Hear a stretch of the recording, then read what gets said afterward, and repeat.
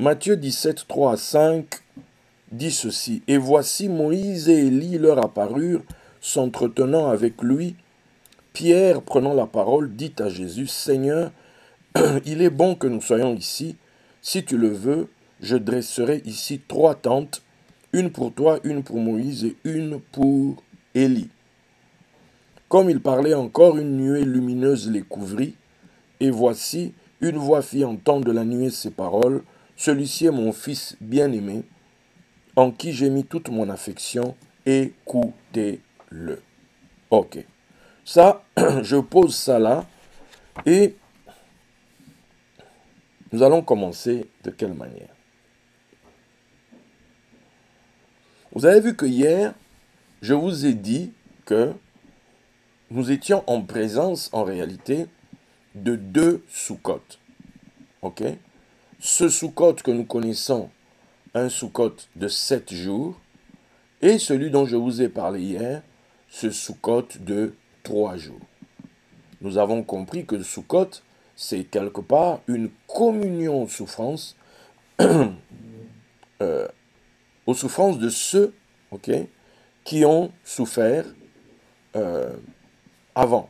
Bibliquement, c'est un peuple, le peuple d'Israël, qui célèbre ce Soukote, et ils sont en train donc de communier, quelque part, avec ceux-là qui ont souffert dans le désert.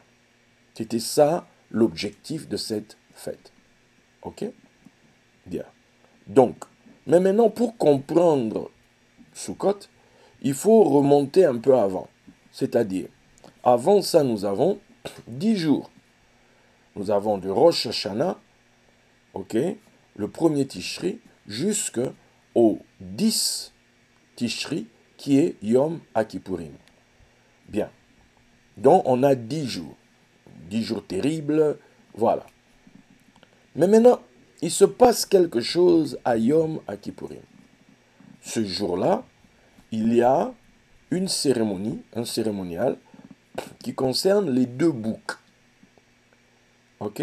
C'est d'ailleurs pour ça on dit que Yom Kippourim, c'est Kepurim, comme Purim. Pourquoi? Parce qu'il y a un tirage au sort. Comme à Purim, on parle du sort. Ok?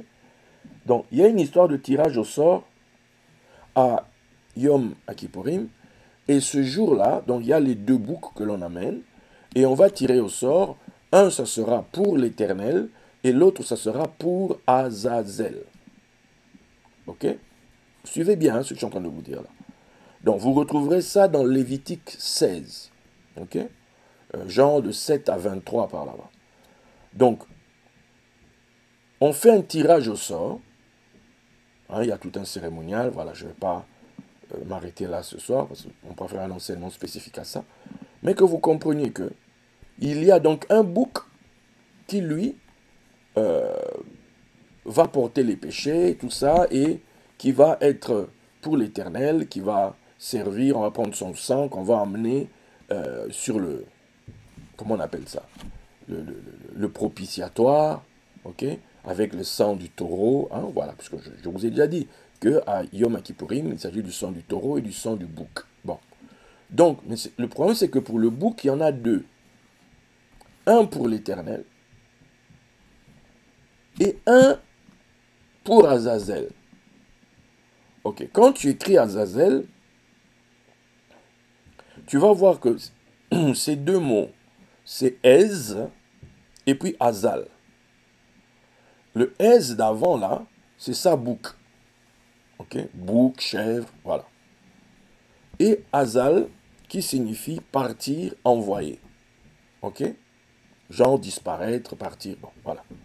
Donc, c'est de là que vient le mot bouc émissaire. Les mots, c'est 2 mots ensemble, voilà. Le bouc émissaire, le bouc qu'on envoie. Ok, voilà. C'est ça pour Azazel. Maintenant, en quoi que ça consiste? En réalité, ce bouc-là, on l'envoie au désert. Ok? Avant qu'il parte, le souverain sacrificateur pose ses mains sur sa tête et il lui transfère toutes les fautes, tous les péchés, et on l'envoie dans le désert.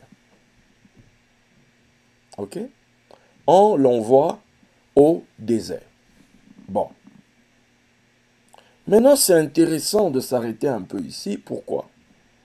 Parce que n'oublions pas, je suis en train de vous parler de ça, parce que 5 jours après Yom, donc le 5e jour après Yom Kippourim, commence Sukkot.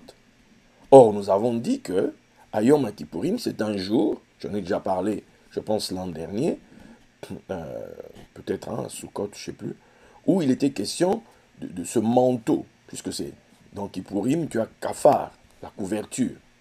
Ok? Donc en réalité, on fait tout ça pour avoir une couverture. Et à Sukkot, on dresse des tentes, des formes de couverture sous lesquelles on va se poser. Est-ce que vous voyez un peu? Donc, maintenant, celui qu'on envoie au désert, ce fameux bouc, il va au désert. Qu'est-ce que le désert a à voir ici? Ben, tout comme pour Sukkot, on a le désert en arrière-plan. À Sukkot, on a le désert en arrière-plan, puisque les gens qui célèbrent Sukkot sont en train de célébrer Sukkot en souvenir pour communier avec les souffrances, avec ceux qui ont souffert où? Dans le désert. Quelqu'un comprend-il ce que je suis en train de dire? Ok?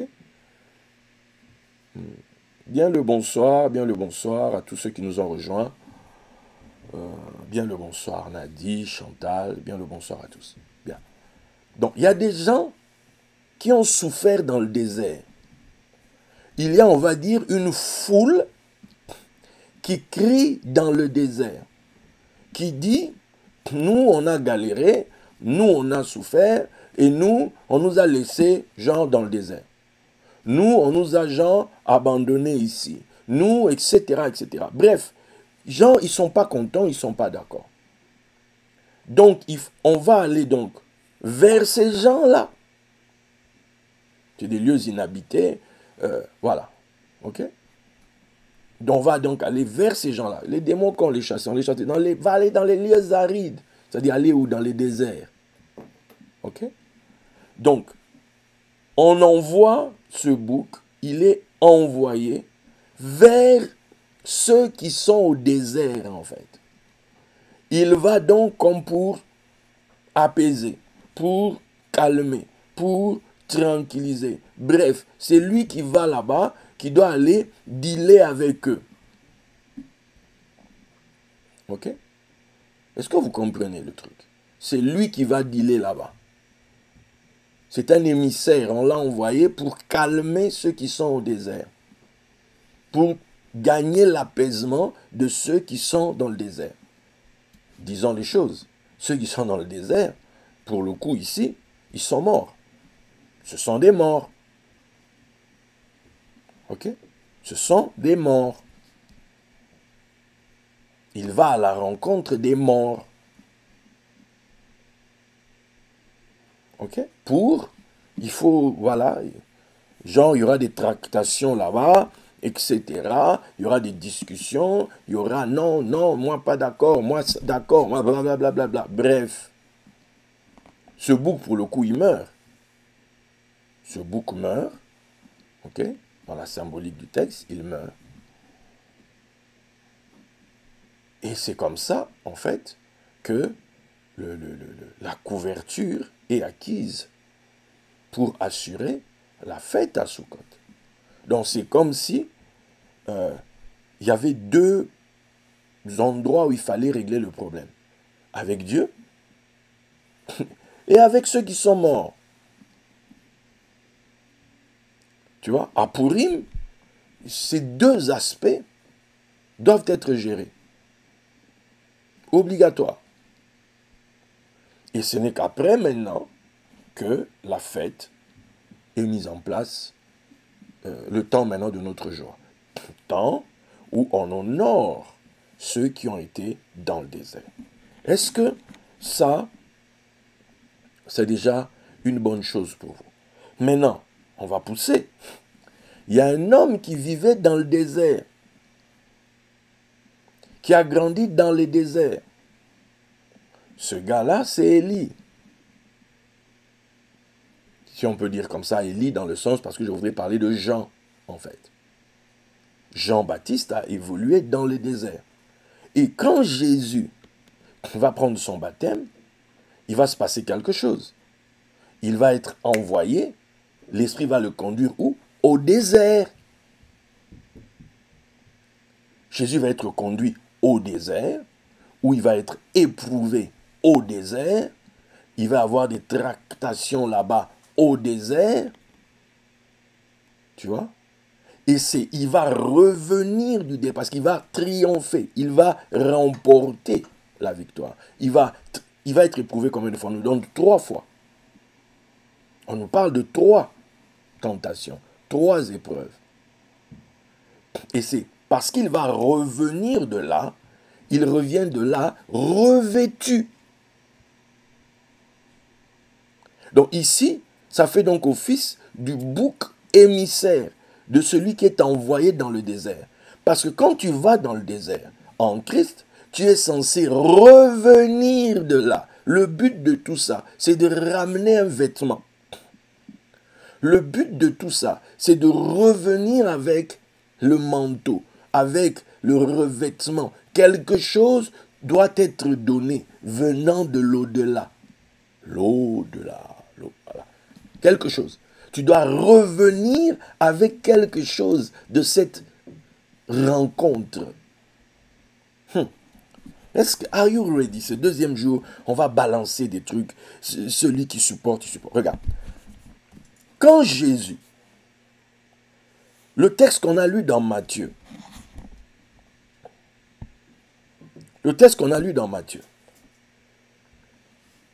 il monte à la montagne et on nous dit que Moïse et Élie lui apparurent s'entretenant avec lui. Et quand vous lirez le texte, dans d'autres versions, on dit, il leur a demandé de ne pas en parler. Ne dites à personne, tant que je ne suis pas encore ressuscité. Donc il ne fallait pas en parler. Disons un peu les choses. Dans la Bible, Moïse est mort. Dans la Bible, Moïse, on dit c'est l'Éternel lui-même qui l'a enterré. Élie, on peut comprendre, on dit qu'Élie a été enlevé vivant. Mais Moïse, bibliquement, Moïse est mort. Donc Jésus a rencontré un mort, en fait. C'est une rencontre où il y a Moïse, un mort, c'est vrai, très connu. On est dans la Bible, voilà. Et Élie, un gars qui on dit qu'il a été emporté dans le ciel, il a été transformé en ange, etc. Il réapparaît de temps en temps, voilà. Donc, on est ici en présence de personnes qui ne vivent plus parmi nous. C'est des gens qui sont dans le surnaturel. Oui, mais il y a un problème, Jésus. Comment toi, la Bible dit les morts n'ont pas de relation, les vivants n'ont pas de relation avec les morts. Mais toi, tu fais quoi avec Moïse? Tu fais quoi avec Moïse, là? Tu vois? Maintenant, la nuée vient les couvrir. Ça nous fait penser automatiquement. La nuée est venue couvrir quoi? Ça venait couvrir le tabernacle. Donc, on a ici un Sukkot. Le Sukkot, ici, pour le coup, c'est pour Pierre. Puisque c'est Pierre maintenant qui dit qu'on dresse des tentes ici. Et voilà. Donc ça nous fait penser à ceci. Ça nous fait penser que dans le Sukkot là de 7 jours, il y a un événement majeur. Cet événement majeur, c'est quoi? C'est les 7 invités. Les Ushpizines là. Les 7 invités qui arrivent. On va les citer. Abraham, Isaac, Jacob, Moïse, Aaron, Joseph et David. Voici les 7 invités. Tels qui sont donnés dans la tradition biblique, qui viennent, qui sont les invités à Sukkot. Parlons peu, parlons bien. On peut donner des noms, les invités, les quoi. Non, c'est des morts. Ils sont morts, les gars. On est dans la Bible. Abraham, c'est un mort. Isaac, c'est un mort, puisque l'Écriture dit, Abraham expira. Il fut recueilli auprès de son peuple. Tel expira, etc. Ils sont morts. Abraham, c'est un mort. Isaac, c'est un mort. Jacob, c'est un mort. Il y a eu un grand deuil en Égypte, tout ça, tout ça, tout ça. C'est le deuil de Jacob. Donc, Moïse, un mort. Aaron, il est mort au sommet de la montagne là-bas. Joseph, il est mort en Égypte. Et David est mort. D'ailleurs, Pierre dit, son tombeau est encore parmi nous ici. Donc, à Sukkot, les gens qui célèbrent Sukkot, en fait, ils reçoivent des morts. Il faut dire les choses. Hein? Voilà. C'est bien, oui, c'est Abraham, c'est Isaac. Non, non, bibliquement, ces gars sont morts. Et par rapport à leur peuple, c'est leurs ancêtres. Ouh! Reste là, ne quitte pas le direct. Reste. Hein? Faut pas avoir peur. On est là, c'est Sukkot. Donc, à Sukkot, quand on dit les 7 invités, on ne parle pas d'anges. On ne parle pas... Non, ce sont des gens. Les noms qu'on cite là, c'est des morts. C'est des gens qui sont morts. Leur statut par rapport à nous, qui sommes dans nos corps, puisque quand l'âme est hors du corps, c'est là où on parle que c'est un mort, parce que tu n'es pas dans le corps. Ces gens-là ne sont pas dans des corps. Ces gars-là sont morts. C'est-à-dire ils sont hors de leur corps. Maintenant, je vais vous aider concernant la résurrection des morts. Jésus dit que Dieu n'est pas le Dieu des morts. Il est le Dieu des vivants. Pourtant, on l'a appelé Dieu d'Abraham, d'Isaac et de Jacob. Mais Seigneur, ils sont morts. Il dit non, ils ne sont pas morts. Ils sont vivants. Chais, c'est quoi cette histoire? C'est là où on arrive maintenant à la compréhension que Jésus veut nous donner. Qu'en fait, c'est nous qui avons une compréhension qui est faussée. Du point de vue de Dieu, Abraham n'est pas mort, Isaac n'est pas mort, Jacob n'est pas mort, Moïse n'est pas mort, Aaron n'est pas mort, Joseph n'est pas mort, David n'est pas mort. Du point de vue de Dieu. Ce que Jésus dit, ceux qui croient en moi, même s'ils meurent, ils continueront d'être vivants. C'est quoi cette histoire? Finalement, ils sont morts ou ils ne sont pas morts? Maintenant, ils sont morts du point de vue humain. Mais du point de vue de Dieu, non. Les gars sont vivants. Plus vivants même que toi, que tu es là. Simplement, eux, ils sont, c'est ce que Paul dit, soit dans mon corps, soit hors de mon corps. Donc, il y a la période où tu vis dans ton corps. C'est là que toi tu penses, voilà, je suis vivant. Non, tu es vivant pour Dieu. Tu vas prendre conscience qu'en fait de la vie divine, de la vie éternelle, de la vie sans borne, quand tu vas maintenant découvrir que en fait c'était ton corps qui était un cercueil. C'était ton corps qui était limité. Mais sinon toi, tu es illimité, tu es comme Dieu. Mais tu ne pourras comprendre. Donc on dit, maintenant nous connaissons en partie, parce que tu es dans ce corps. Tu connais en partie selon ce que ce corps te permet de connaître. Mais un jour, tu le connaîtras tel qu'il t'a connu lui-même, parce que là, maintenant, tu seras hors de ton corps. Maintenant, vous comprenez. Les gars là, les gars qu'on invite, oh non, moi je fais Sukkot, voilà les invités. Disons les choses. Du point de vue des hommes selon la chair. En fait, tu reçois des morts chez toi. C'est des morts que tu reçois. Du point de vue, hein, voilà, vous avez compris. Mais en réalité, tu comprends en même temps que, mais si je le reçois, c'est que les gars ne sont pas morts. C'est que les gars sont vivants. Ah, Seigneur, Seigneur, ta parole nous joue des tours. Ta parole nous joue des tours. Attends. Donc, à Sukkot,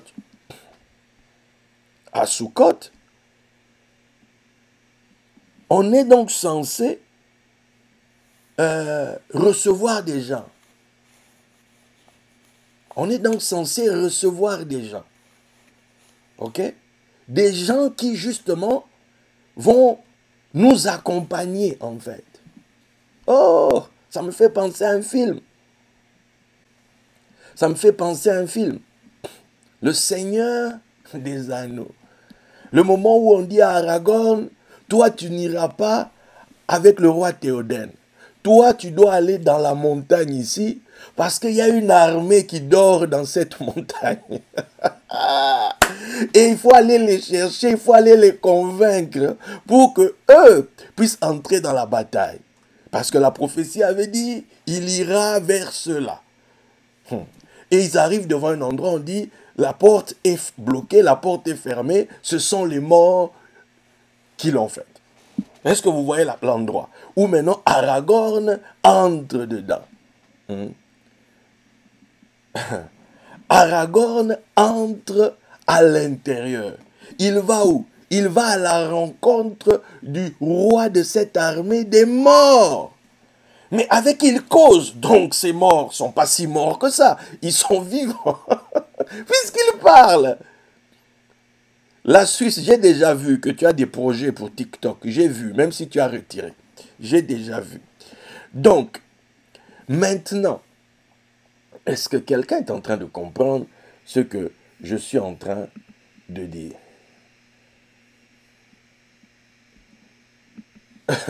Donc, maintenant, Rodriguez, apparemment, il faut beaucoup de courage. Bon, est-ce que j'en ai?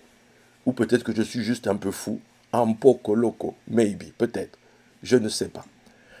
C'est toi qui décideras. Mais attendez. Il va d'abord discuter avec eux. Il va parler avec eux. Et là, il y a la fameuse confrontation. Les gens disent que tu vas mourir ici. D'ailleurs, nous, tout ça, on a décidé que personne ne peut venir ici, blablabla. Là, l'épée. Il dit non, l'épée a été brisée. Il dit non, elle a été reforgée. C'est là maintenant qu'il leur parle. Venez avec moi et je vais vous rendre libre. Je vais vous relâcher, vous les captifs là, je vais vous relâcher. Venez avec moi. Les gars font genre, ils se retirent, ils ne veulent pas, vous connaissez la scène. Et puis Aragorn, parce que tout s'écroule, ils sortent, il est à l'extérieur. Et puis à un moment donné, on voit le chef qui dit, c'est bon, on vient avec toi. C'est là que le film change. Parce que Aragorn, il débarque, il n'est plus seul. Il débarque avec une armée de morts. C'est-à-dire des morts vivants qui se mettent à son service. Et on voit comment dans le film la chose se passe. Tu vois? On voit comment la chose se passe dans le film. Tu vois? Maintenant, quand on lit la Bible, on nous dit que Jésus, pendant ces 3 jours, il a fait quoi? Il est allé parler aux morts. Jésus est allé parler aux morts, mes amis. Il est allé prêcher l'évangile. On dit l'évangile a été prêché aux morts. Ceux qui, depuis l'époque de Noé, etc. On est allé leur parler à ces gens-là. Qu'est-ce qui s'est passé? Quand Jésus ressuscite, est-ce qu'il revient seul? Il ne revient pas seul. Jésus revient. On dit plusieurs. On a vu des gens ressuscités. C'est-à-dire des corps des saints, des gens. On a vu ça dans la Bible, bien sûr. Okay? Donc, celui qui est allé dans le séjour des morts n'est pas revenu seul. Il est revenu accompagné. Tu vois? Il est revenu accompagné. D'où quand vous lisez Apocalypse 19, on nous parle d'un cheval, mais on nous dit aussi qu'il n'est pas seul, il est accompagné. Tu vois? Il est accompagné. Donc on voit ici, déjà, on peut parler de ça, comme s'il y avait 2 armées. Ceux d'en bas, ceux d'en haut. Tu vois? C'est ce qui se passe à Yom Kippourim. Il y a le bouc pour l'Éternel et il y a le bouc pour Azazel qui va en direction du désert. Parce qu'il faut ramener quelque chose du désert. Mais Jésus est revenu avec un manteau de puissance. Jésus est revenu avec un manteau de puissance. Restons encore un peu dans les films.